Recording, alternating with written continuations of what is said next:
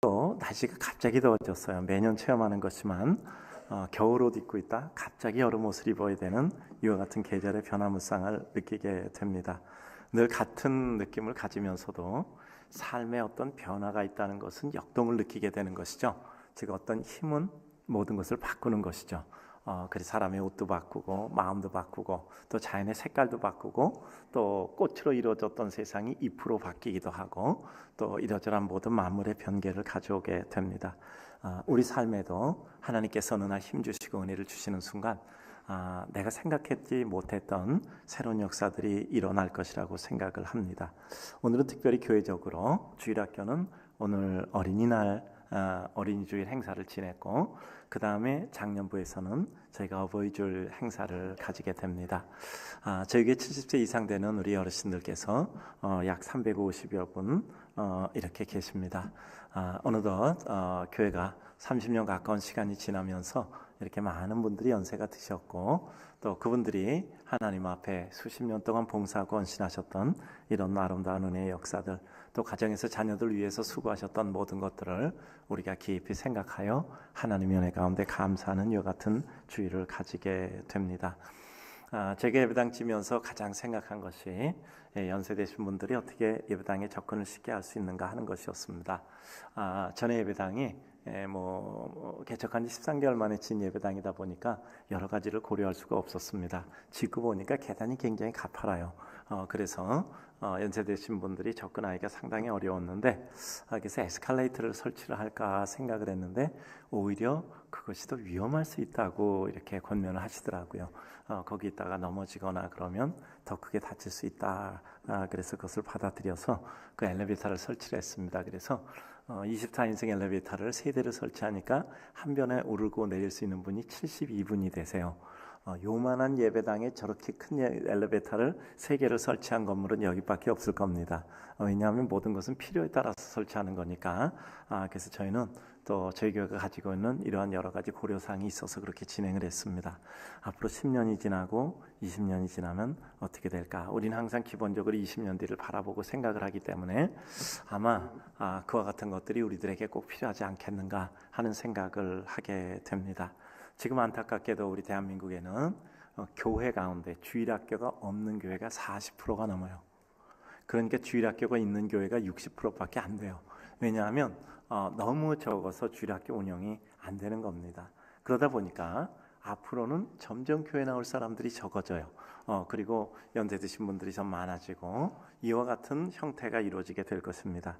그러나 하나님께서 언젠가 우리들에게 영적 대각성의 새로운 주기를 주시면 그때는 또 새로운 하나님의 은혜의 주기가 돌아오는 것이 보통 역사의 모습입니다. 따라서 우리는 하나님이 어떤 역사의 회기, 어떤 역사의 구간 속에 우리를 놓아주시는지 그 가운데 우리가 할 수 있는 최고와 최선을 이루는 것이 우리의 일이라고 생각을 합니다.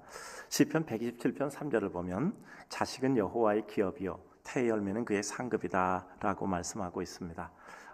젊은 자의 자식은 장사의 수중에 화살 같으니 이것이 가득한 자는 복이 있도다. 그들의 원수와 담판할 때에 수치를 당하지 않는다고 말씀하고 있습니다. 이렇게 자식, 태엽은 하나님의 상급의 열매라고 말씀하고 있습니다.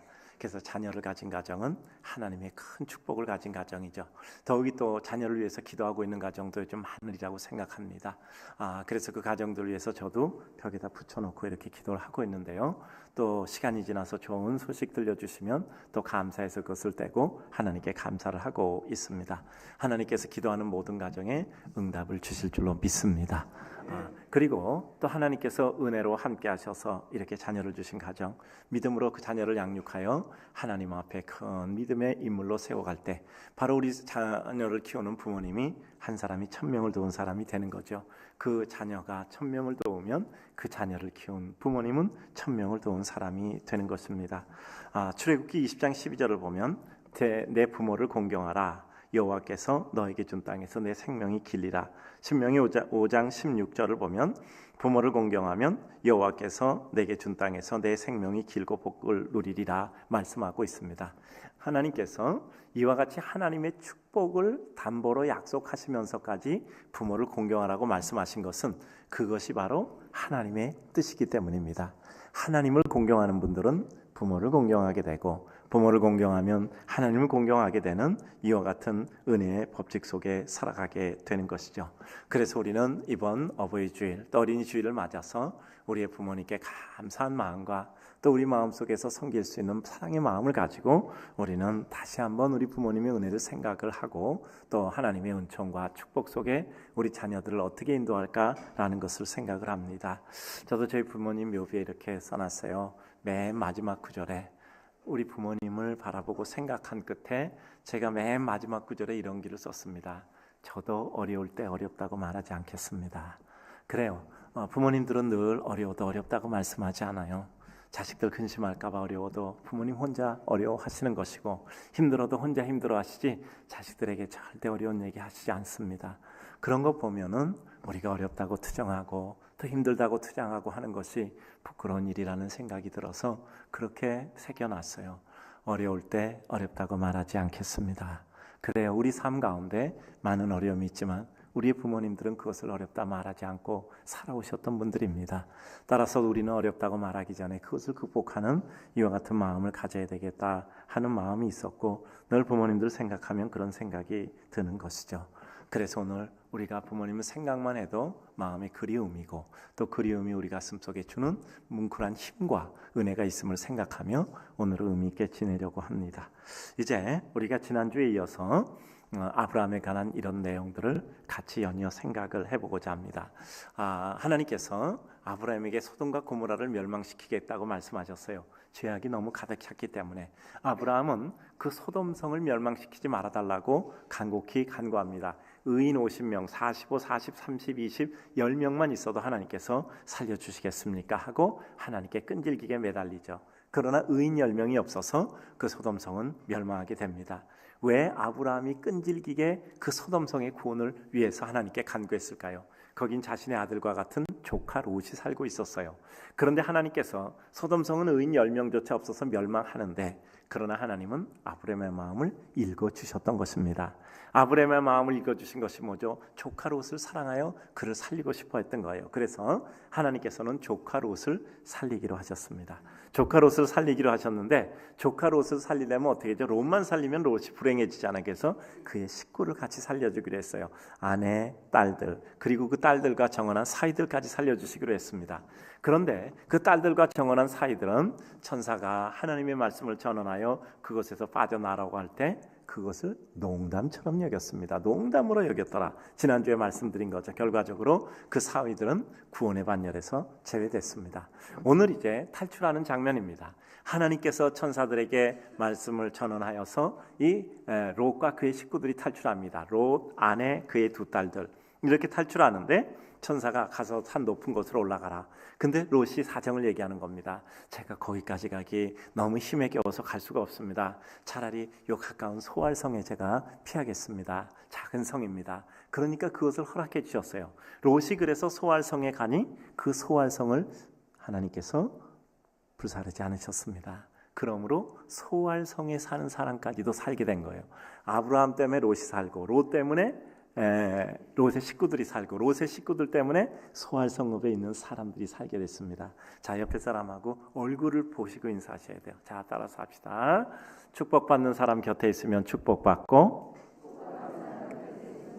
얼굴을 보고 얘기하세요. 벼락 맞는 사람 옆에 있으면 벼락 맞습니다. 네. 그러니까 복을 받는 사람 옆에 있으면 같이 복을 받는데, 그러니까 이 아브라함 옆에 롯이 있었고, 롯 옆에 그의 가족들이 있었고, 그의 가족들 옆에 소알 사람들이 있었단 말이에요. 그러니까 그 사람들은 같이 구원을 받는 거야. 근데 벼락 맞는 사람 옆에 있으면 벼락 맞는 거야. 그럼 우리는 어떤 사람 곁에 있어야죠? 하나님의 말씀대로 사는 사람, 하나님의 축복을 받는 사람. 그러니까 우리가 어느 줄에 서 있느냐, 아니면 우리가 어느 사람 곁에 있느냐라는 것은 굉장히 중요한 거예요. 그래서 우리는 주변 사람들을 보면 우리를 아는 겁니다. 왜냐하면 우리가 비슷하니까 같이 있는 거거든요. 그래서 주변 사람들이 참 좋아 보이면 우리가 훌륭한 거고, 주변 사람들이 형편없어 보이면 내가 형편없는 거죠. 그러니까 우리는 남을 탓하는 것이 아니라 내가 어떤 성향의 사람인가를 살펴서 나를 회복하는 것이 믿음의 백성의 모습입니다. 우리는 이와 같은 것을 보면서 오늘 말씀을 진입합니다. 오늘 성경을 보면 환난 중에도 인자를 더하시는 여호와 하나님의 모습이 나오고 있습니다. 16절을 보면 그래요. 롯이 지체하매 그 사람들이 롯의 손과 아내의 손과 두 딸의 손을 잡아 인도하여 성 밖에 두니 여호와께서 그에게 인자를 더하심이었더라 라고 말씀합니다. 그 불타는 소돔성에서 이들을 꺼내냈단 말이죠. 마태복음 12장 20절 보면 상한 갈대를 꺾지 않고 꺼져가는 심지를 끄지 아니하시는데 심판하여 이길 때까지라고 말씀하셨습니다. 이 소돔과 고모라의 멸망의 지경에도 하나님은 롯의 가정을 구원해 주신 것이죠. 하나님의 진노와 환난은 결코 그 백성을 멸망시키기 위함이 아니죠. 그 백성을 멸망 가운데 구조해내시기 위함입니다. 그것으로 말미암아 새로운 시조를 삼기 위함인 것이죠. 출애굽, 사사기, 왕정, 바벨론 포로, 심지어는 예수님의 고난의 시대까지 다 살펴봐도 그와 같은 고난을 통해서 새로운 부활의 영광, 하나님의 구원의 역사를 이루기 위함이었죠. 그러니까 우리가 고통을 당한다고 고통이 우리의 끝이 아니라 고통을 통하여 우리를 구조하심으로 말미암아 하나님의 새로운 정화되고 강화된 백성을 삼으시는 것이 하나님의 뜻이죠. 그러므로 우리는 하나님의 은혜를 잊지 말고 기대하는 거죠. 여호수아 5장 12절을 보게 되면 이스라엘 백성이 여호수아 인도를 받아 가나안에 도착해요. 그래서 거기서 그 땅의 소산물을 먹습니다. 다음날 깜짝 놀래요. 뭐죠? 만나가 끝쳐졌어요. 40년 동안 먹던 만나가 들판에 나가니까 없어졌단 말이에요. 얼마나 그들이 공황 상태에 빠지겠습니까? 하나님이 우리를 버렸나? 우리는 이제 끝인가? 이런 생각이 들 수 있겠죠. 그러나 그들은 굶어 죽지 않고 그 땅의 소산물을 먹고 살았습니다. 하나님이 이제는 하늘의 만나가 아니라 땅에서 펼쳐주시는 하나님의 그 땅의 소산물을 통해서 먹이겠다는 하나님의 의도를 말씀하셨죠. 이제까지 내가 누리던 것 잃어버렸다고 그것으로 우리 인생의 끝이 아니라 우리들에게 하나님이 주신 새로운 은혜를 인하여 우리는 하나님의 역사를 이룬다는 것을 말씀하고 있는 것입니다. 그래서 하나님이 내게 주시는 각종 사실은 저주가 아니라 축복이라는 해석을 가지고 풀어가고 행동해야 합니다. 멸망의 지경 중에도 롯의 다급한 사정을 보아서 그 중에도 롯의 사정을 또 헤아려 소알 땅으로 가서 피하겠다는 롯의 말을 들으시고 안전하게 지켜주신 것을 말씀하고 계십니다. 하나님은 어떤 경우도 그 백성을 잊지 않으십니다. 하나님은 우리의 상상 이상의 은혜를 가지고 있습니다. 우리의 수준으로 생각하시면 안 돼요. 저는 이 문장을 쓰면서 마음이 그렇게 큰 은혜가 됐어요. 하나님, 내가 상상하는 이상으로 나를 지켜주시고 하나님은 우리가 상상하는 이상으로 우리를 지켜주시고 사랑하시고 그 힘과 은혜를 가지고 우리와 함께 하신다는 거예요. 이거 안 되겠다. 그건 내 생각. 하나님이 은혜를 주신단 말이에요. 여기서 롯이 살아날 수 있는 길이 없었잖아요. 산으로 도망가라 산까지 갈 힘이 없었어요. 이 땅 여기 소알에 머물겠습니다. 하나님이 그것을 지정하여 모든 불타는 지경 가운데 그 부분은 뺐단 말이죠. 하나님의 은혜는 우리의 상상 이상이에요. 우리가 연약하면 연약한 대로, 우리가 힘이 없으면 힘이 없은 대로, 우리가 부족하면 부족한 대로 우리들에게 은혜를 베풀어 주신단 말이죠. 저는 이 문장을 쓰면서 그렇게 마음이 벅찼어요. 그래, 내가 상상하는 이상으로 하나님께서 나에게 은혜를 베풀어 주시고 하나님의 은총을 더해 주시는 거야. 우리에게 어떤 환난이 닥쳐왔을 때 우리는 괴로워만 하지 말고 하나님께 피할 길을 구해야 합니다. 오히려 롯처럼 어려움 중에도 그가 할 수 있는 최선의 길을 간구해야 합니다.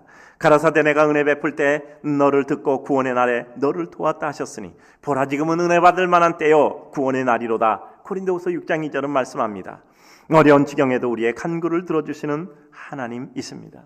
여러분, 기도하면 된다고 믿고 기도하세요. 하나님이 거절했다고 그것이 우리의 끝이고 거절은 아니에요. 하나님은 선지자 이사야를 보내서 이사야가 병들었을 때 너는 이제 죽게 된다. 나라를 정리하고 가소를 정리하고 모든 죽음을 준비하라고 말씀하신 거예요. 근데 그 히스기야는 하나님 말씀에 거역한 게 아니라 하나님께 자비를 구했단 말이에요. 벽을 바라보고 하나님께 눈물을 흘리며 여호와 이전의 때를 기억하여 주셔서 나에게 기회를 허락하여 주옵소서. 하나님께 대한 한거가 아니라 자비를 구한 것이에요. 이사야가 가다 하나님의 말씀을 듣습니다. 가서 말하라. 내가 너의 생명을 15년을 더하고 아수르의 군대의 모든 위협으로부터 너를 구해주리라. 그 증거로 아하스의 일령파 해그름자를 뒤로 15도나 물리셨단 말이죠. 뒤로. 여러분, 이것을 생각해 보면 하나님께서는 우리에게 늘 자비와 은총을 주시는 겁니다. 여러분, 거절일까요? 아니에요. 여러분, 모든 것이 끝났다고 끝났을까요? 아니에요. 한 주일 전에 우리 행정 목사님 통해서 저희가 또 이렇게 후원도 하고 제가 오랫동안 알고 있었던 선교사님께 부탁이 왔어요.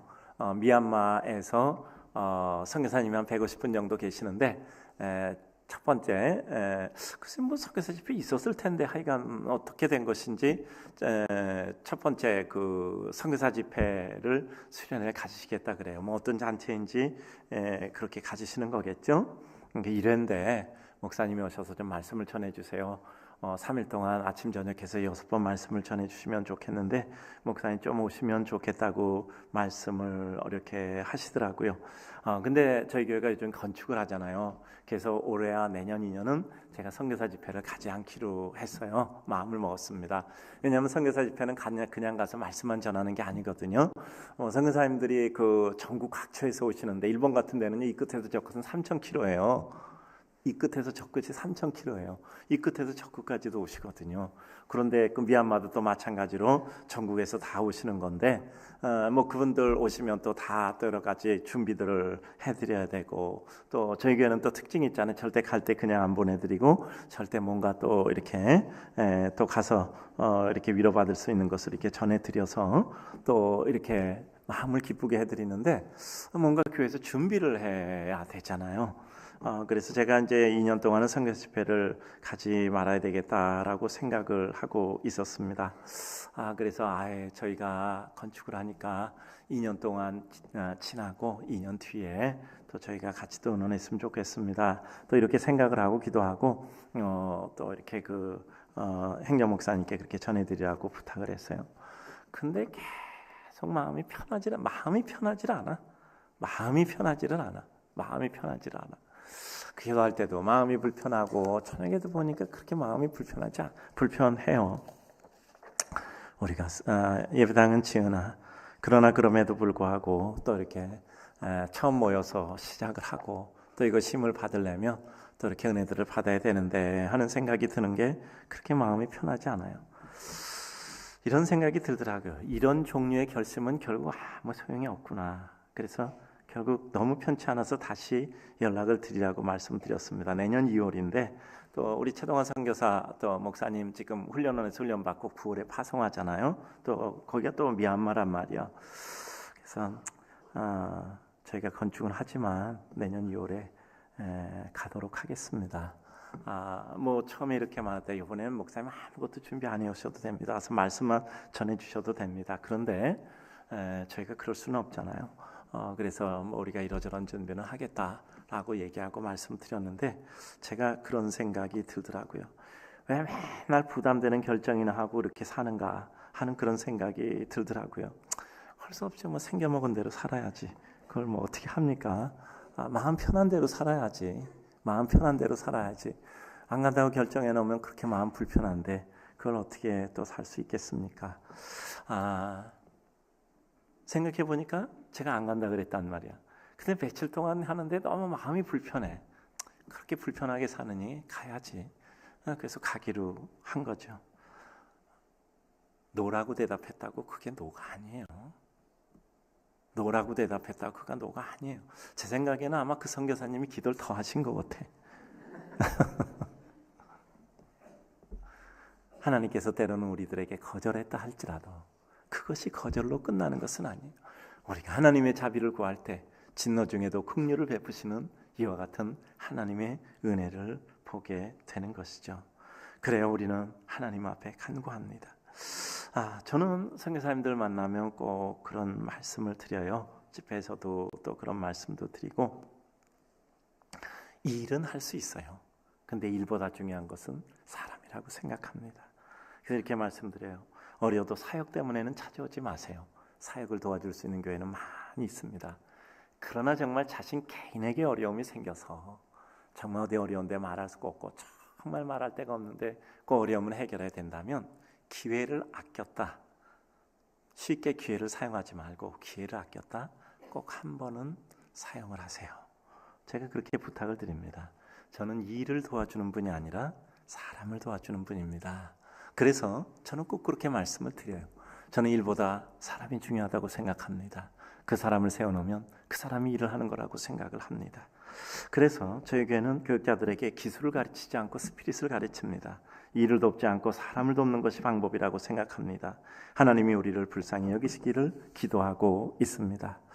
그러므로 우리가 하나님의 은혜 가운데 살아갈 때 우리는 하나님께 자비를 구하고 하나님께 은혜를 구할 수 있는 거예요. 하나님이 아니라고 우리에게 말씀하셔도 하나님, 우리가 하나님께 긍휼을 베풀기를 소원합니다. 제가 진노 중에도 긍휼을 베푸시라는 이와 같은 어구를 상당히 좋아하거든요. 진노 중에도 긍휼을 베푸시는 하나님. 제가 그 어구를 제일 많이 쓰는 데가 언제냐 하면 수능 시험 볼 때잖아요. 애들 다 모였는데 제가 맨날 그 기도, 하나님 진노 중에도 긍휼을 베푸셔서 공부 덜 했지만 그래도 부족히 여겨서 긍휼히 여겨주. 아니 그 시험 보러 와서 이제 그 전날 다 그 기도하는데 하나님 공부한 대로 맞는 건 많고 틀린 건 틀린 대로 다 한 만큼 되게 해주십시오. 맞는 기도죠. 근데 그런 정당함 속에서 그렇게 정당하게 산 사람이 얼마나 되겠습니까? 하나님 내가 부족하지만 그래도 하나님 이번에 자비를 내려주십시오. 이렇게 불쌍히 여김을 구하는 것이 우리 인생이 아니겠습니까? 저는 그래요. 저는 우리 모두가 부족하다 그래도 하나님께 또 자비를 구하고 또 은혜를 구하는 것이 우리 인생의 모습이라고 생각합니다. 하나님께 내놓을 만큼 당당하고 자신 있고 하나님 앞에 내놓을 만큼 논리정연해서 나의 모든 것은 논리적으로 다 뒷받침되고 나의 모든 것은 다 의로움으로 다 뒷받침된다고 생각하는 사람 있기는 하겠지만 그렇게 많지는 않다고 생각을 합니다. 저도 그 가운데 하나이고요. 그래서 늘 진노 중에도 긍휼을 베푸시는 하나님이라는 말씀이 그렇게 마음에 감사히 여겨져요. 그래요. 그래서 우리는 하나님께서 아브라함을 불쌍히 여기시고 아브라함을 불쌍히 여기서 롯을 불쌍히 여기시고 그래서 그의 식구들을 불쌍히 여기시고 그래서 그의 식구들을 살려고 소알 백성까지도 살려주신 이와 같은 것들을 보면서 하나님은 진노 중에도 긍휼을 베푸시는 분이라는 생각을 합니다. 하나님은 거절하셨어도 아브라함에게 거절했잖아요. 의인 10명이 없어서 안 된다라고 말씀하셨지만 그러나 하나님은 아브라함의 마음을 읽어주셨던 것입니다. 그 마음의 원함을 하나님께서는 들어주셨던 거예요. 우리가 어떤 지경에도 하나님께 대한 소망을 가지고 있다면 그것은 하나님의 가장 큰 구원의 역사가 발동되고 있는 증거입니다. 이런 거 가지고 하나님께 기도해야 되나? 나는 하나님과 아무것도 의논하지 않고 이렇게 엉망이 돼버렸어. 나는 하나님의 뜻대로 하다가 이렇게 잘못된 게 아니라 나는 정말 내가 잘못해서 잘못된 거야. 근데 내가 이걸 가지고 하나님께 기도나 할 수 있겠어? 다 내가 잘못한 건데. 우리 이런 때 많이 있잖아요. 그러나 그때도 하나님 앞에 자비를 구하는 것이 우리 인생입니다. 하나님의 은혜를 구하고 하나님이 불쌍히 여겨주심을, 하나님이 긍휼히 여겨주심을 구하는 것이죠. 세상에 하나님 앞에 정당한 사람이 얼마나 있겠습니까? 우리는 신문대로 거두지 않으려는 악한 것이 아니라 그럼에도 불구하고 하나님의 자비를 구하는 은총의 은혜를 구하는 이와 같은 불쌍하고 가련한 사람들이 되는 것이죠. 그래요. 그때 하나님께서 우리에게 기회를 주시고 그 기회를 통해서 하나님께서 우리를 통해서 새롭게 빚어 새로운 역사를 이루시는 것이죠. 그래요. 하나님께서 우리들에게 새로운 은혜를 주시죠. 불 꺼지고 종치고 막 내리면 끝이죠. 불 꺼지고 종치고 막 내리면 끝이에요. 그러나 하나님은 그 무대 다시 올리시고 그리고 그 막을 다시 올리시고 그 불을 다시 켜셔서 우리들에게 새로운 무대를 주시는 분이십니다. 저는 하나님의 재창조를 믿어요. 우리가 깨어진 그릇, 파상된 그릇이라도 그것을 버리지 않고 다시 물레 위에 그 진흙을 얹고 이제는 더 실패했기 때문에 더 정성을 들여 그 그릇을 만들어 사용하시는 하나님이시란 말이에요. 그래서 우리는 그 어떤 때도 하나님께 돌아오는 겁니다. 탕자가 100가지 잘못했지만 한 가지 잘한 거 있다 그랬죠. 아버지께 돌아온 거예요. 왜 돌아왔죠? 아버지가 어떤 분이라는 것을 너무 정확히 알았던 거예요. 나를 버릴 수밖에 없지만 그럼에도 불구하고 우리 아버지는 나를 버릴 분은 아니야. 종 중에 하나라도 나를 사용해 줄 뿐이야. 탕자가 정확히 한 건 뭐죠? 아버지의 사랑을 알고 있었던 거예요. 자, 그러면 이러한 롯과 그의 가족에게 주신 하나님의 특별한 구원의 기회를 외면하고 롯의 아내는 왜 미련 속에 뒤를 돌아보다가 소금기둥이 되었을까요? 13절, 14절 빌립보서 3장 13, 14절을 보면 형제들아 나는 잡은 줄로 여기지 않고 오직 한 일즉 뒤에 있는 것은 잊어버리고 앞에 있는 것을 잡으려고 표대를 향하여 그리스도 예수 안에서 하나님이 위에서 부르신 부름의 상을 향하여 쫓아가노라. 앞만 보고 쫓아가는 삶이죠. 그리고 마가복음 8장 34절 보면 누구든지 나를 따라오려거든 자기를 부인하고 자기 십자가를 지고 나를 쫓을 것이라고 말씀합니다. 마태복음 14장 19절에서 30절을 보면 바람을 보고 무서워 빠져갈 때 소리질러 가로되 주여 나를 구원하소서 라는 장면이 오게 되죠. 우리는 단선으로 주님만 바라보고 가면 그때 무리를 걸어요. 근데 단선으로 가다가도 문득 복선이 보이는 거예요. 풍랑이 보이잖아. 그러니까 마음이 뺏기는 거야. 그러다 보니까 허우적거리다가 결국 어떻게 되지? 물속에 빠져가는 거야. 그럼 끝일까요? 마지막으로 한 가지 나오잖아. 주여 나를 구하소서. 구조 요청이 있잖아요. 늘 말씀드리잖아. 단선, 복선, 구조 요청. 마지막 기회가 있는 거예요. 이때 구조 요청을 하는 거란 말이죠. 하나님이 우리들에게 긍휼을 베풀어 주시는 겁니다. 그런데 왜 그때 구조 요청조차 못하고 왜 이렇게 미련을 버리지 못해서 뒤를 돌아보다 이와 같이 소금 기둥이 될까요? 죄악의 쾌락이 오히려 아까워 하나님의 은혜보다 더 사모하기 때문에 사람은 처음에 죄를 질 때는 주저하면서 죄를 져요. 근데 조금 지나면 그 죄 짓는 게 너무 기쁘고 즐겁고 재미있는 거야. 이제 거기서 빠져나오지를 못하는 거야. 처음에는 미척미척거리면서 죄를 짓지만 시간이 지나면 거기 빠져서 그것이 즐거운 것이죠. 그래요. 롯의 아내는 소돔이 너무 좋았던 거예요. 구원을 받는다고 생각하니까 따라는 나왔지만 그 미련을 버리지 못하는 것이죠. 죄악에 빠지면 거기서 나온다는 것이 너무 어렵죠. 이제는 놓아야 할 건 놓아야 하는데 악구하지 말고 놓아야 하는데 놓지 못하는 경우가 생긴단 말이죠. 여러분, 우리는 놓아야 될 것은 놓아야 됩니다. 그래야 우리는 새로운 것을 잡을 수 있어요. 내 손을 비워야 빈손이 하나님께서 우리에게 하나님의 은총을 주십니다. 삶의 중심축이 무엇인가 결정해야 돼요. 내가 하나님께 컴퍼스에 축을 찍고 컴퍼스를 돌리는가, 아니면 내게 축을 찍고 내 삶을 움직이는가. 나는 무엇 때문에, 무엇이 기준되고 무엇이 원칙되고 무엇이 근거가 되어서 생각하는가. 좋다 나쁘다의 기준은 무엇인가. 내게 좋은 것인가, 하나님께 좋은 것인가, 우리는 생각해야 되죠.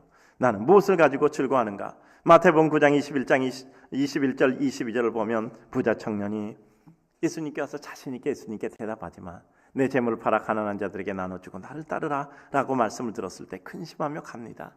이 청년의 컴퍼스 축은 자신이 가지고 있는 재물에 찍혀 있었던 겁니다.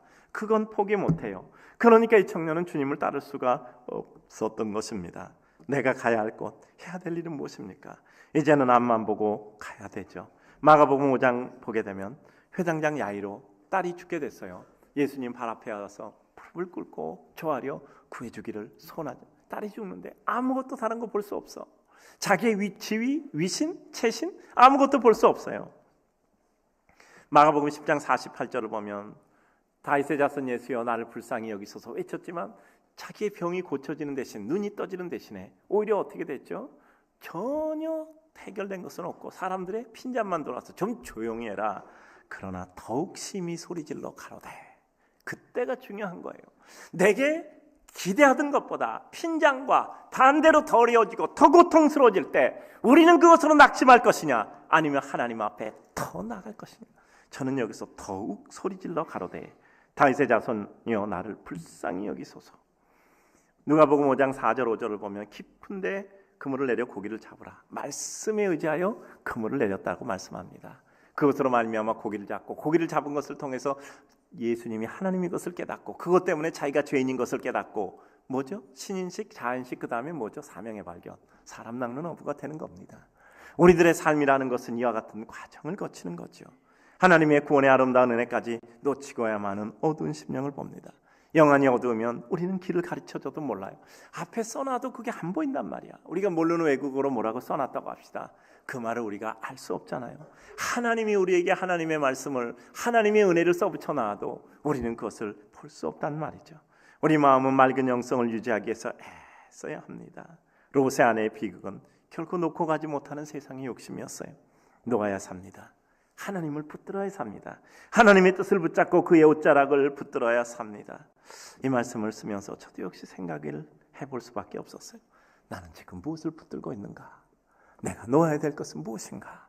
나는 무엇을 붙잡아야 되는가? 라는 것이었죠. 가슴이 뜨거워지는 것을 느낄 수 있었습니다. 우리 모두가 그럴 거예요. 이 순간도 이 말씀 들으면서 내가 놔야 될 것은 무엇인가? 내가 지금 붙잡아야 될 것은 무엇인가? 우리 마음에 드는 생각들이 있을 것입니다.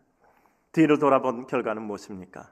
시편 11편 6절을 보면 악인에게 그물을 내리치시니 불과 유황과 태우는 바람이 저희 잔에 소득이 되리로다. 하나님이 순식간에 후려치면 모든 것은 다 끝나는 거예요. 오직 나의 의인은 믿음으로 말미암아 살리라. 또한 뒤로 물러가면 내 마음이 저를 기뻐하지 아니하리라. 히브리서 10장 38절은 말씀합니다. 기회는 영원히 주어지지 않습니다. 어느 순간이든 흔들리는 순간 지금이 마지막 기회라고 생각하고 내가 하나님을 선택해야 합니다. 기회는 늘 있지 않고 내가 하나님의 은혜와 의도를 향하여 나아간다면 그것 자체가 축복입니다. 다음은 없다고 생각해야 돼요. 다음이라고 미루면 우리는 세상 끝날까지 미루게 될 것입니다.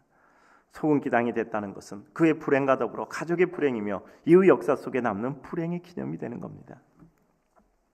성지순례 중에 보니 이것이 롯의 소금기둥 그 자리입니다 하는 설명을 하는 것을 봤어요. 역사에 대한 의식과 삶의 결정이 필요해요. 여러분, 우리 죽음은 그게 끝이 아닙니다. 여러분, 우리 죽음은 끝이 아니에요. 우리는 죽음은 끝이 아니라 우리가 사는 삶의 결과가 남는단 말이에요. 우리는 밥 먹고 살다 죽으면 그걸로 내 인생 끝이야, 되는 대로 살자, 이거 아니에요. 우리 칠전상의 첫 번째가 먼저 무엇으로 남을 것인가를 생각하자. 나의 삶은 과연 무엇이었던가, 나의 인생은 무엇이었던가, 나의 삶을 액자에 넣어서 벽에다 핀으로 꽂아놓고 가는 것이 우리 인생 아니겠습니까? 그래, 역사에 대한 삶의 의식과 결정이 있어야죠. 지금 내 이 행동, 지금 내 생각은, 지금 이 모든 나의 삶은 과연 무엇으로 남을 것인가? 나의 가족에게는 어떤 영향을 끼치고, 내 주변 사람에게는 어떤 영향을 끼치고, 하나님의 나라는 어떤 영향을 끼치고, 이 나라와 이 민족과 사회와 이 역사 속에 내가 살았던 나의 삶이라는 것은 무엇일까? 필부로서 작은 점 하나에 불과해서 아무 의미가 없다고 생각할 것이 아니라 그 가운데 나의 삶은 과연 무엇이었던가? 단 한 사람이라도 그에게 영향을 끼치고 그가 그것을 통해서 용기를 얻고 그가 그것을 통해서 새로운 하나님의 역사를 이룰 수 있음을 우리는 생각해야 돼요. 주변에 대한 배려가 필요합니다. 아브라함이 롯을 살렸고 롯이 가족을 살렸고 그 가족이 소알 사람들을 살렸잖아요. 그 진노로 멸망되는 과정 속에서도 이와 같은 믿음의 계보는 이어져 그 주변 사람까지 살리게 되는 것이란 말이죠. 우리는 또 삶의 책임감이 있는 것입니다. 내가 하고 싶은 대로 하는 게 아니잖아요. 나 때문에 주변 사람이 영향을 받잖아. 살고 싶은 대로 살아, 다른 사람 의식하지 마. 우리 이런 얘기 많이 듣습니다. 그러나 그것만이 또 전부는 아니잖아요. 우리는 그것만 가지고 행복할 수는 없잖아요. 과연 내 삶이라는 것은 어떤 의미를 가지게 되는가 라는 것에 대해서 우리는 늘 잊을 수가 없잖아요. 롯의 아내와 삭개오의 차이는 무엇입니까? 롯의 아내는 기회를 잃어버렸어요. 삭개오는 그에게 기회가 왔을 때 그 기회를 잡았단 말이에요. 하나님의 은혜가 있을 때 그 은혜를 잡았어요. 오늘 한 번의 예배를 드리면서도 말씀 한마디가 나를 살리는 거예요. 내가 무엇을 놔야 되고 무엇을 붙잡아야 되는가? 하나님의 은혜는 상상인데 나는 지금 이 상태에서 나는 포기하고 있는가? 나는 가망이 없다고 생각하는가? 나는 어렵다고 생각하는가? 하나님은 내 이상이라고 생각하는가? 아니면 하나님은 나의 제한 속에 갇혀 있다고 생각하는가? 하나님의 능력과 내 능력은 비슷한가? 아니면 하나님의 능력은 나와는 전혀 다른 것인가? 우리는 생각해 볼 필요가 있는 것이죠. 은혜로 사는 사람과 정욕으로 사는 사람들을 봅니다. 우리는 무엇으로 살 것인가? 그리고 그 결과를 예측하고 책임져야 돼. 결과에 대한 예측조차 없이 행동한다면 이거는 무책임한 겁니다. 내가 이런 말하고 이런 행동하고 이런 결과를 이루면 결과는 어떻게 나타날 것인가? 그 결과에 대해서 나는 어떤 책임을 져야 될 것인가? 우리는 그와 같은 생각을 할 수밖에 없는 사람들입니다. 그냥 잘 몰라. 이거는 우리에게는 안 되죠. 우리는 그 수준을 넘어야죠. 그냥 안 돼. 사는 대로 사는 거야. 아닙니다. 사는 대로 사는 건 아니고요. 살아가는 이유와 목적이 있고요. 그것으로 말미암아 이루어진 결과가 어떤 것이가 예측하고 거기에 대한 책임을 어떻게 지고 그것을 통해서 나는 어떻게 무엇으로 남을 것인가를 우리는 생각해야 돼요. 그것이 역사에 대한 의식입니다. 하나님에 대한 의식이고요. 그렇게 살아가서 우리 하루하루를 쌓아갈 때 우리는 하나님의 백성으로의 삶을 살아가는 것입니다. 주를 바라보는 자답게 사는 것이죠. 삶이라는 것은 늘 아쉬운 것이 많습니다. 이루지 못한 꿈도 많고 또 우리 삶에 미련이 많은 거죠. 그래서 자꾸 뒤를 돌아보게 되는 것입니다. 떠나려니 아쉬운 것이 많고 미련이 많고 두고온 것이 아까운 것이 우리죠. 그러나 우리가 지금 살아가는 영혼의 삶을 향하여 우리는 표대를 삼아 가는 것이죠. 디모데전서 2장 3, 4절을 보면 네가 그리스도 예수의 좋은 군사로 나와 함께 고난을 받을지니 군사로 다니는 자는 자기 생활에 얽매이는 자가 하나도 없나니 이는 군사로 모집한 자를 기쁘게 하려 함이라고 말씀합니다. 우리의 삶이 주님을 기쁘게 하는 삶이라는데 우리의 모든 초점이 맡아진다면 우리의 삶은 달라지겠죠. 내 기쁨의 근거, 원인, 기쁨의 모든 분위기가 달라지는 거죠. 여러분, 오늘 예배 드리니까 기쁘시죠? 예배 드리니까 행복하시죠? 하나님의 은혜가 있기 때문인 줄로 믿습니다. 믿음은 짐이 아니고 힘이어야 돼요. 근데 어느 날 믿음이 힘이 아니고 짐이 되는 때 우리 인생은 메말라가는 것이 아닙니까? 믿음은 짐이 아니고 힘이어야 돼요. 근데 그 믿음이 힘이 되지 않고 짐이 될 때가 우리에게 있을 때 우리 인생은 영원히 쇠락해 있는 겁니다. 쟁기를 든 자는 뒤를 돌아보지 않는다고 했습니다. 주를 위해서 결정한 것, 말씀 따라 결심한 것이 있으면 아깝고 뒤에 온 것이 자꾸 뒤를 잡아당겨도 우리는 하나님의 은혜에 동승해서 앞을 보고 가야 합니다. 흔들리는 것이 우리 삶이지만, 흔들리지 않고 피는 꽃은 없지만, 그러나 그럼에도 불구하고 그 흔들림 속에서 우리는 주를 바라보는 겁니다. 주님, 우리 기쁨을 빼앗는 분이 아니라 그 기쁨을 더 크게 하시는 거예요. 내 손에 있는 것을 제거하시는 분이 아니라 그 손에 더 큰 것을 주기 위해서 그것을 잠시 내려놓게 하시는 분입니다. 은혜의 깨달음과 감사 속에 우리 인생길이 행복해야 돼요. 지금 어떤 것이 있어도 그것을 행복으로 해석할 수 있는 탁월한 해석력이 있어야 돼요. 그것을 통해서 하나님의 뜻을 이루어가는 겁니다. 사랑하는 성도님들, 뒤돌아보고 후회하지 마시고 주님 바라보시고 은혜와 영광을 이루는 하나님의 백성 되시기를 주님의 이름으로 축복합니다.